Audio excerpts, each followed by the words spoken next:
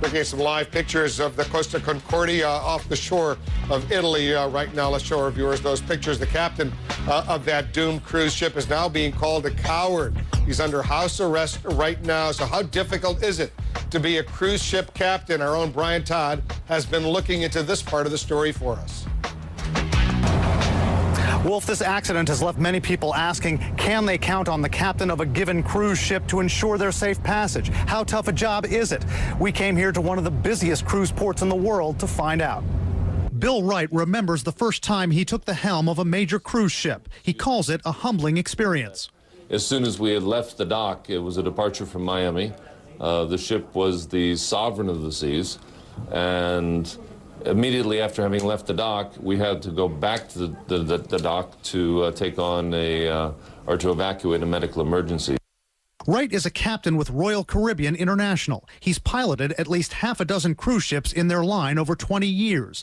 Wright says the average captain has 4 to 5 years of college-level training, then has to build up to 10 years of hands-on sea time as a junior officer before being given command of a cruise ship. He says most captains make between $125,000 and $225,000 a year in salary.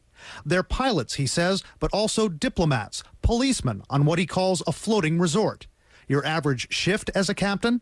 Sometimes we'll be up at 4 o'clock in the morning for the pilot to arrive in a single port. But there are other activities that take place during the days, our training drills, and also in the evening time, you obviously have a departure from that port. We work what we call a 1-1 system, meaning that the time that you spend on board is equal to the time that you have off. In our case, 10 weeks on board and 10 weeks off. Wright says it's not stressful because you can build in rest time, especially on a so-called sea day when the ship's not coming into port or departing.